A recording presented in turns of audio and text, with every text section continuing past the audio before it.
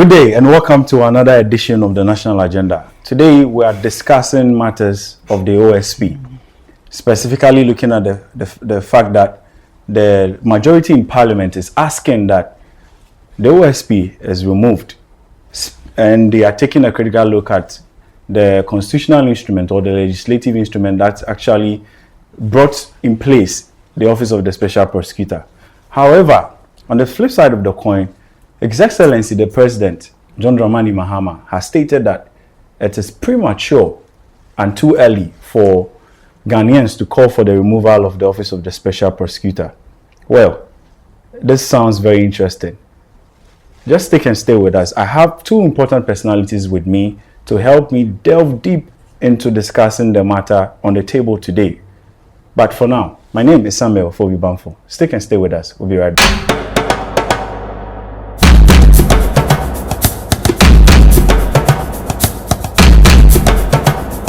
Thank you for sticking and staying with us, and welcome back one more time.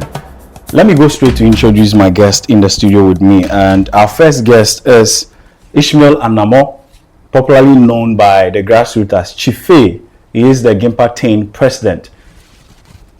Chife, yes, welcome back. Nice. It's been a long break. Yes, I can see your new studio is looking clumsy and yes. nice as well. Thank you so much. Our viewers really missed you, and a lot of them have been calling that we bring you back to the studio, and we have granted their wish. Yeah. And so thank you so much for coming. Joining him is Rifat Yakub Abubakar. He is the executive director for the NASAC, that's the National Academy of Student Achievement Award. He is also an individual who is known for leadership, youth leadership and development, and as a matter of fact, he has received numerous honorary awards with respect to that. Rifat, it's good to have you. Thanks for having me again. But Good. let me correct this. It's not numerous honorary awards. Yes, so, but thanks for having me. I'm grateful. Thank you so much, and we are grateful that you've honored our invitation. And for us as a media house, we really appreciate when individuals of your kind really grace our shows. So it's good. So let's delve straight to what we have to discuss. On the issue of the Office of the Special Prosecutor, Chief, I'm coming straight to you. Yeah. We have followed the story keenly.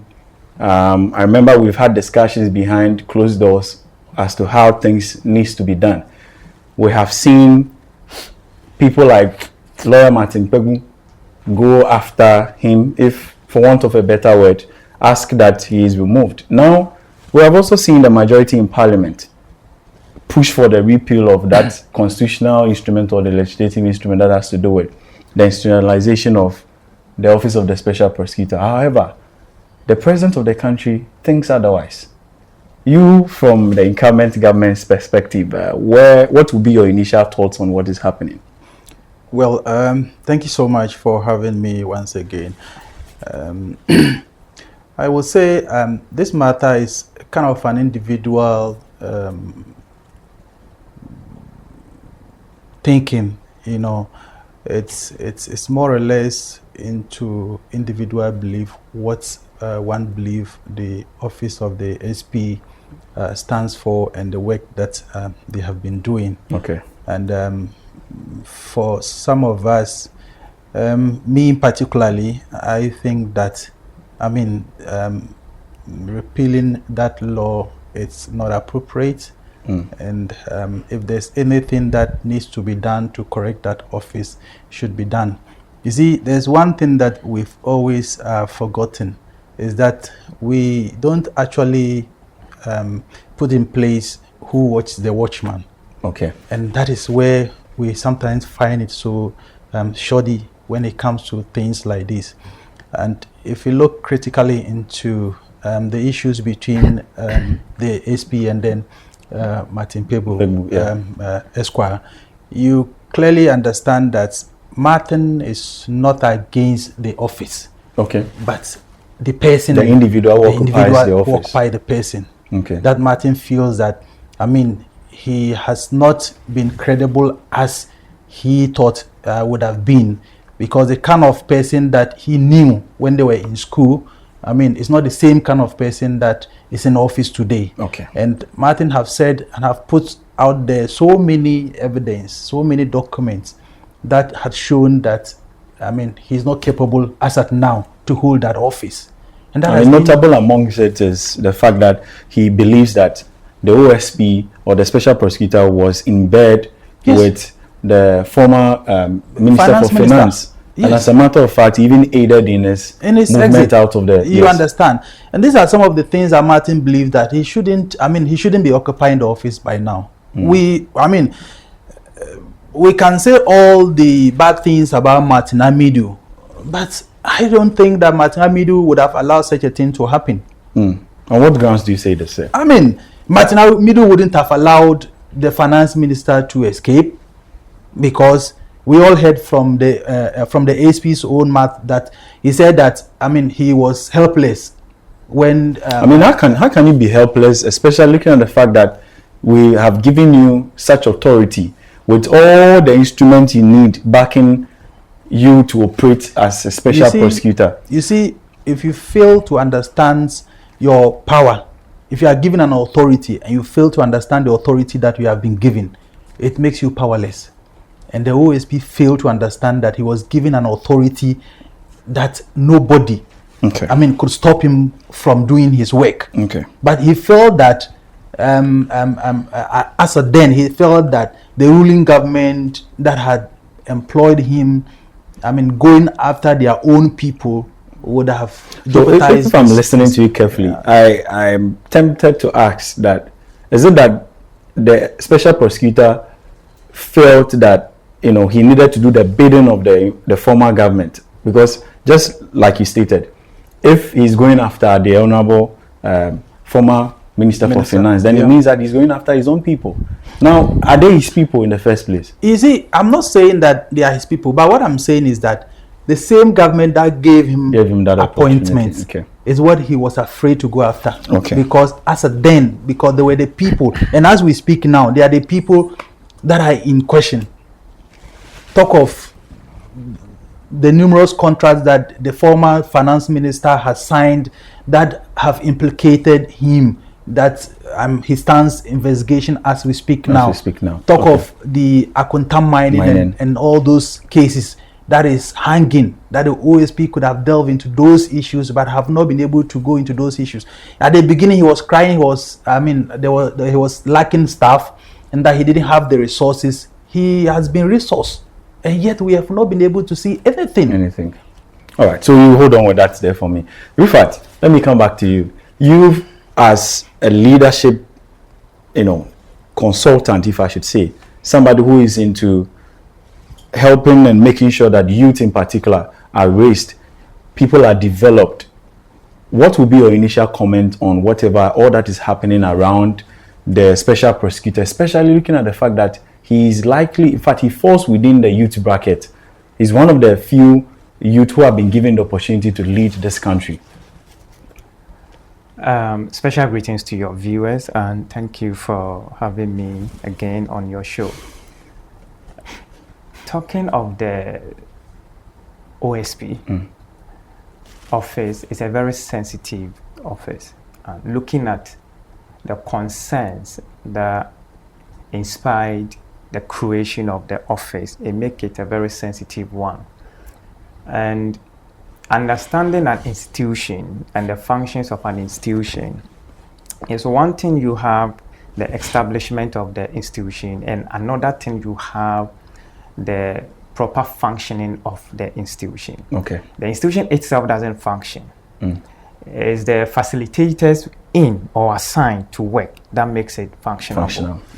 So in this case, as my brother mentioned, the individual person suggesting the repeal or the closure of the office, to me and to the best of my knowledge, I agree with what the president said, because when I first got to know of the news from the Parliament House when this statement was made, I'm like, should the government go by this narrative, it Okay. would be a severe distraction. The distraction in what regard, sir? Okay. To put it this way, it would be a trap. Okay. And the trap is what would distract the government. Why did we set up the OSP in the first place? To augment the existing institutions that are fighting against corruption and other criminal activities. matters against the state in terms of finance and other activities. And so if this is the reason, and we all know that the country is really suffering when it comes to corruption. It's one of the reasons our development, as I've mentioned time past, is not as we are expecting. We've delayed in so many ways in terms of development, all because of some of these corruptions. So there's a need for us to introduce anything necessary that will curtail, or in other words, that will stop corruption in our political landscape. So to think of scrapping it or closing it, it means you are not ready to walk the talk of your own ways. When it comes to corruption. When it comes to corruption. Okay. Because I am very confident that one of the reasons this current government won with unimaginable margin is on the back of corruption cases that was leveled against the past government. Okay. So we are all expecting that as you are in power now, you fortify the institutions, but not to take them out. Okay. So does it mean in that this case, there is the institution that we need to maintain, fortify it with the necessary resources, but the facilitators, if the need be, we take them out, so be it. If the need be, we address whatever challenges they claim they are facing. We find a way to address their challenges and let them. But this is the case. You see, in an institutional operation, you change the operators, not the operation. Okay. If the operators are not performing to the expected results, you change them. You change them. Okay, so in this case, in your own opinion, do you think that changing the special prosecutor may be the way forward? If the person is the obstacle to the functioning of the institution, then the person should go out. Yeah. It's sensitive anyway, looking at the frames that put together and the office he occupies. I understand it takes a lot of, legal processes before the person is taken out. But if we are able to follow same legal processes to the Chief Justice case, for instance, which maybe I should be, I will need to learn this, between the OSP and the Chief Justice, who is more powerful. I am sure it will still be the Chief Justice. Yeah, there's no doubt about that. Certainly. So if there has been legal processes. Excuse me, because even the Chief Justice is the third gentleman or lady of the land. State. So if that has been succeeded, then I do not think there's anything that can also block same processes or alternative processes to get rid of the person, not the office. Okay. Yes. All right. Thank you. You see, Ofobi, to add up to what he's saying, it's a simple understanding. Okay. So are we saying that in this country, we've always said that policemen are corrupt? Policemen are corrupt. Okay. So are we by then saying that because policemen are corrupt, we should scrap the police institutions from the system? Okay. What we've always said is that there should be a reform in the police sector. There should be a reform in the security sector, both the military, all the security sector. Which now the office of the special prosecutor is being a part. And even it's even an arm of the security sector. The special prosecutor is another arm of the security sector, because they work with the hand in hand with the security. So who knows? Maybe it's that aspect of.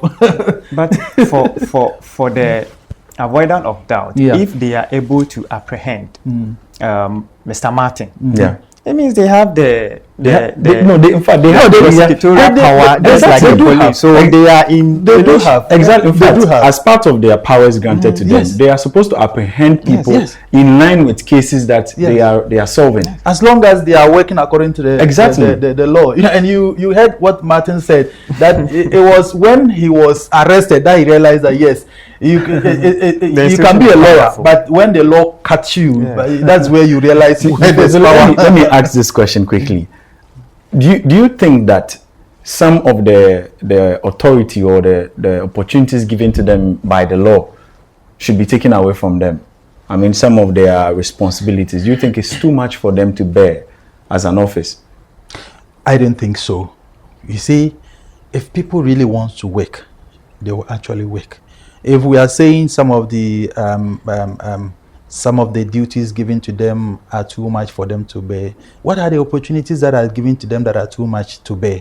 Okay.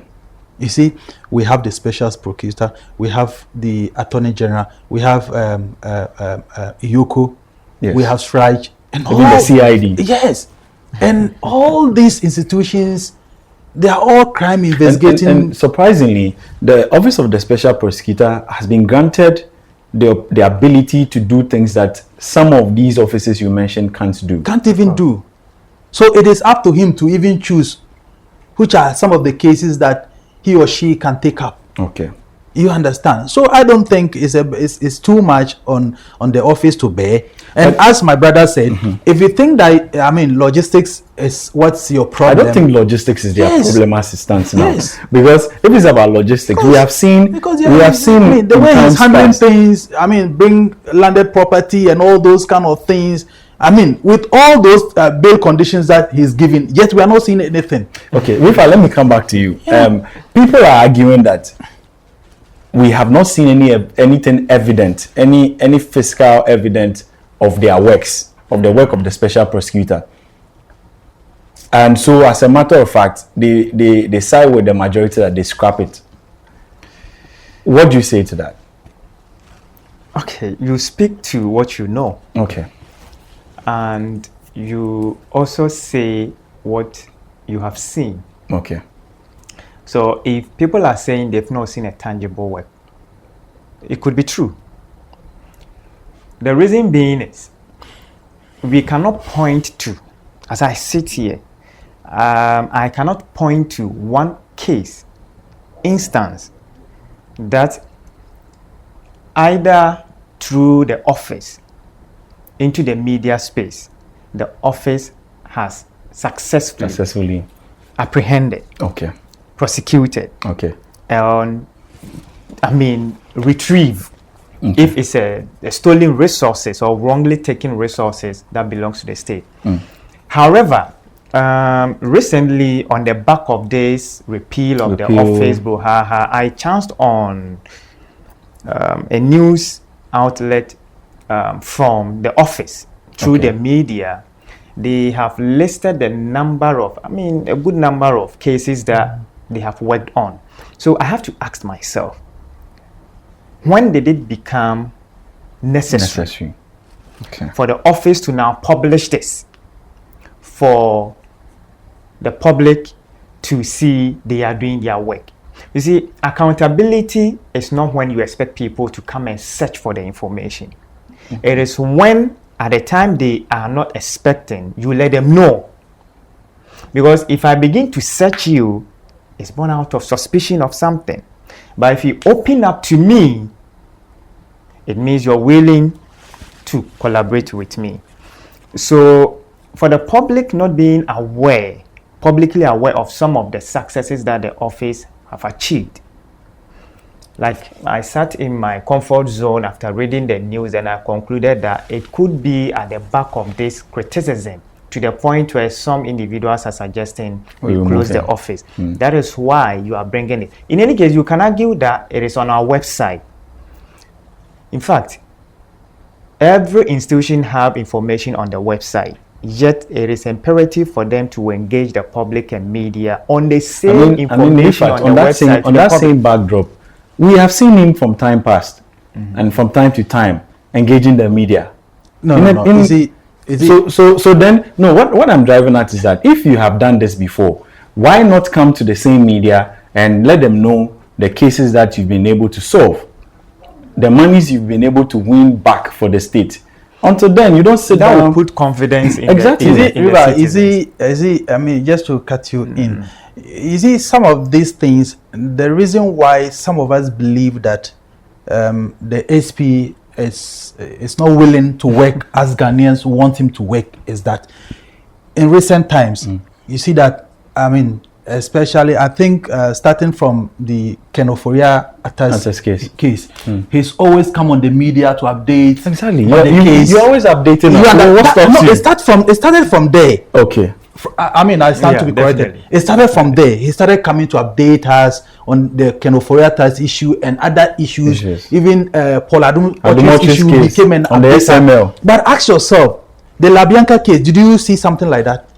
You remember they investigated LaBianca, which The made expired. yes, and LaBianca has to yeah. pay some some amount of money, Allegedly. yes, to even the state, which made the state to even gain a huge sums of money. And was we heard through- nothing yes, about it it. was through the effort of the OSP. But ask yourself, because LaBianca was then the government, I mean, expertiser of the then ruling government, they couldn't come on the media to update us that this was the reasons and this is how far we have gone with the case. So then as we sit here, if not those who have actually delve into read to read about what happened, people don't even know that this was the outcome of the LaBianca case.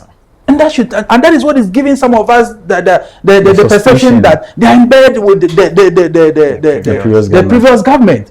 Why is it that now the previous government doesn't have power? Now you are chasing his people, and you have the audacity, you have the balls under your legs to come and give update on press conference. Okay. So ask yourself, how many NDC members that is he chasing? How many previous NDC members is he chasing? Okay. That he has been able to come out and then make a press conference that, oh, I am investigating A, B, C, D. Okay, so let me find out before we go. What does this mean for our democracy? Rifat. For me, some of these instances gives the beauty of democracy. You see, democracy is a process because it revolves Okay. on the back of generational sentiments, generational precedents here and there. That makes democracy beautiful. It's not static. Okay, so if some of these cases do not emanate, it makes the practicing of democracy very stagnant. And when something becomes more stagnated, becomes rigid and difficult to work around it. So it's a beautiful test at this time. Okay. And then it would also inform any potential in the eventuality where the person, the leader, is taken out and a new person is brought in. It's a signal to the new leader that in as much as the office protects you by giving you, I think there's a tenure of office that they enjoy before. Yeah, it's a contract. You see, so in as much as you have that tenure contract, you can be taken out if it is known that you are not doing your work as you're supposed to do.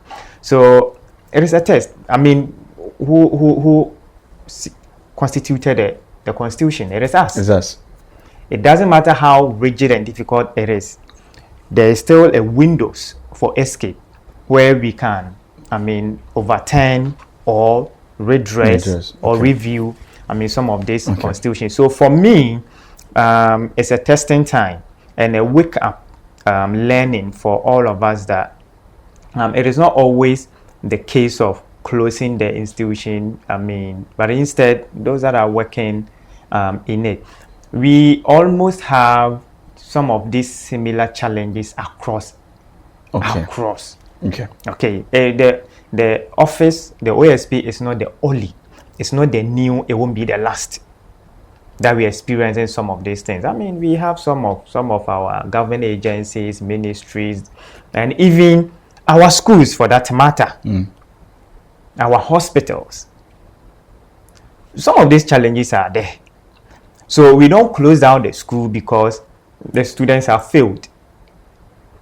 Okay, in as much as we will blame the students, there's a work also on this is a scenario I'm Yes, creating. yes, There's a yes. work also on what is the reason, the students failed. Is it the case that the teachers don't have resources? Is it the case that the teachers don't have sound mind? And what are causing their inability to have sound mind? Is it their way of life? We look at all of these things to get to the bottom of the situation. You don't just close the school. Okay. Where does the students So in go? this case, you recommend that we don't just close the office. No. We look To the at best of resources and everything. But even though he's got all the resources he needs, in my own To you, opinion. he's got it all. Okay, government, the president of the country, or in other words, the government of the country would even tell you they don't have all the resources. Okay, Yes, so I enough disagree with people when they say he has all the resources. Okay. I mean, you can't have all the enough resources. is given Okay. for you to, you see, Our judicial service was lacking much resources, but they delivered. They have held us all from independence up see, to So, now. so beyond the point of even resource availability, you believe that he needs to go, the office needs to go beyond But just you that see- point to deliver, right? You see, we said reset. The NDC government won the election based on on a reset, reset agenda, and that reset must happen there. It's as simple as that. Reset doesn't mean closing down or scrubbing the whole office. Reset means resetting the place, like my brother said. You see, if it is the people, if it is the leaders that are not putting effort into making sure that the office work as it is established, expected. then you reset. Then we reset. And that's what we are saying. The office needs to be reset.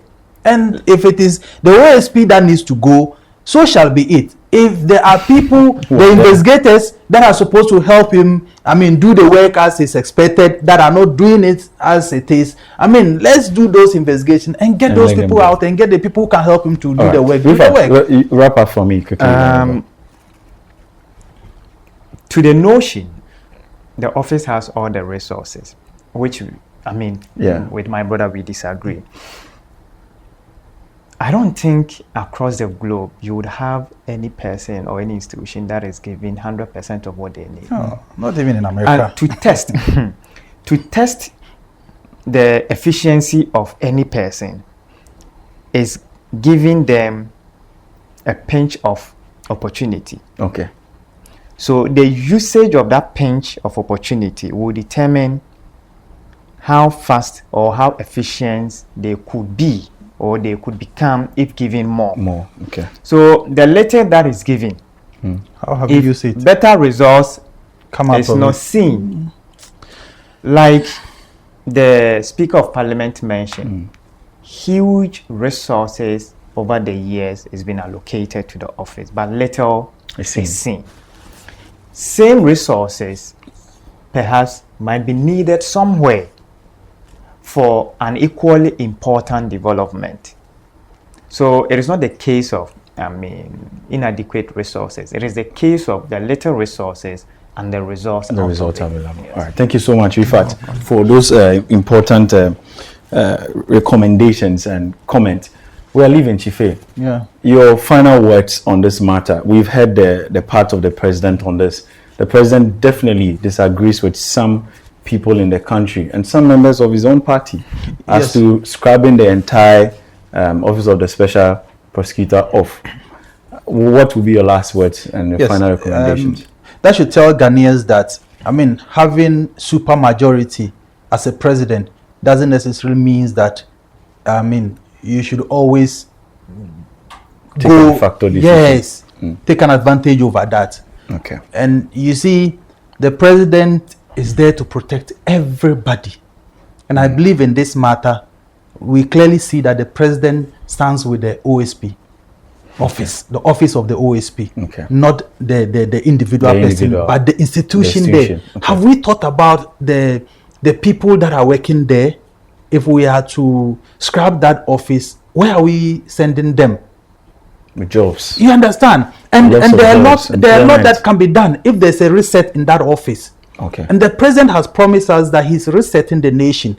So this is a clear example to Ghanaians that the president, on his promise that he's going to reset the nation, is indeed on his promise. and he's going to reset the OSP, the office of the OSP, for us to get the benefit that that office stands for. So we should have faith in the president. All right. All right. Thank you so much, Chief Faye, for that. We are really grateful. Your comments are some or things that I know that policymakers will be looking up to. And we hope and pray that those that are watching us, especially the policymakers, will take up some of your concerns as Ghanaians and then implement them. Because whether they like it or yes, Ghana belongs to all of us. And so when we speak, it's expected that they go a long way to take them up and then implement them, if for no other reason at all. The implementation alone is enough for us. So I really appreciate your concerns, and I'm sure that the entire over 35 million Ghanaians are happy that you have spoken on this matter. Quick one, just a minute. I just want to use this opportunity to appeal to all drivers across the country. We are in the festive season. They should limit their speed. They should kill the speed. Man, kill the speed. Kill the speed. Our roads are not the best, so let's not try to overspeed on those roads. You matter. Your family needs you alive, and everybody needs you alive. All right. Thank you very much. You heard from Chief Faye. We are making a clarion call to all drivers out there. Please limit the speed. We are in the festive season. But let it not be said that because we were enjoying ourselves, we lost our lives. Unfortunately, this is where we draw the curtains down on today's episode of the National Agenda. And thank you so much. Let's get interactive on all our social media handles. On YouTube, you can find us there, the National Agenda. I always say this on the show whenever I'm ending that. Comment, say something, because one of these days, whatever you say out there will be aired on the show. If there's anything we have not spoken about, anything happening in your community, in your neighborhood, please get into our DM over there and we'll definitely talk about it. This has been the National Agenda, and my name still remains Samuel Fobi Bambo. Thank you for sticking this thing.